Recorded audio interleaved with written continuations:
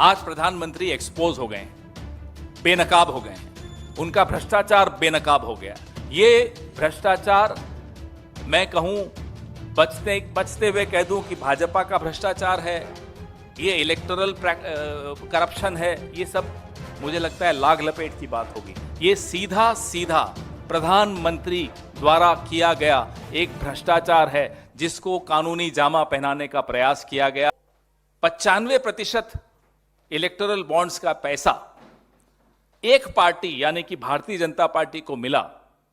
हम भी ये जानना चाहते हैं, देश भी ये जानना चाहता है कि उसके एवज में आपने क्या हवाई अड्डे बेचे हैं, आपने क्या कोयले की खदानें बेची हैं, आपने क्या किया है, या एमएलए खरीदे हैं, या नए सूट सिलवाए हैं।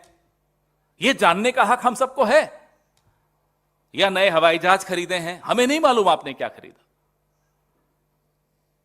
95% यानी कि 5,200 करोड़ रुपए भारतीय जनता पार्टी के अकेले के खाते में इलेक्टोरल बॉन्ड से आया है।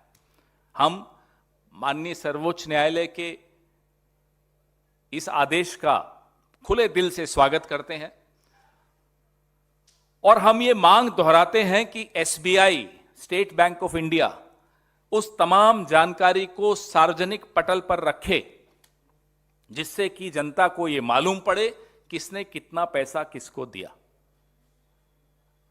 आपको याद होगा कि यह electoral bond scheme Bharatiya Janata party की मोदी सरकार मनी बिल के तौर पे लेकर आई थी ताकि राज्यसभा में इस पर कोई चर्चा ना हो, कोई बहस ना हो और सीधा पारित हो जाए।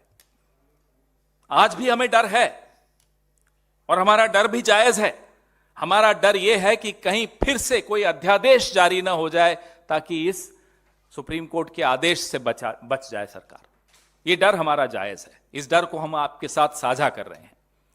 हमारी मांग है, यह सीधा सीधा भ्रष्टाचार का मामला है और इस भ्रष्टाचार के मामले में सीधे सीधे प्रधानमंत्री खुद शामिल हैं। ऐसे कई खोजी पत्रकारों ने फाइल की नोटिंग्स तक सार्वजनिक की हैं, आप सबके सामने हैं।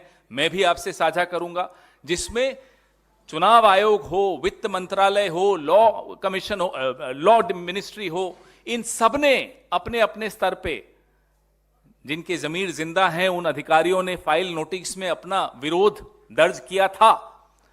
उस विरोध को नजरअंदाज करते हुए किस तरह से यह थोपी गई इलेक्टोरल बॉन्ड स्कीम इस देश पर, यह हम सब ने देखा।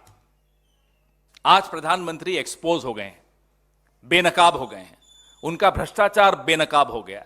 यह भ्रष्टाचार मैं कहूं बचते हुए कह दूं कि भाजपा का भ्रष्टाचार है, यह इलेक्टोरल करप्शन है, यह सब मुझे लगता है लाग लपेट की बात होगी। यह सीधा सीधा प्रधानमंत्री द्वारा किया गया एक भ्रष्टाचार है जिसको कानूनी जामा पहनाने का प्रयास किया गया। मनी बिल लाकर आपने मनी का इंतजाम कर दिया विधायक खरीदने के लिए, कोयले की खदान देने के लिए, हवाई अड्डे देने के लिए, अपने मित्रों को उपकृत करने के लिए।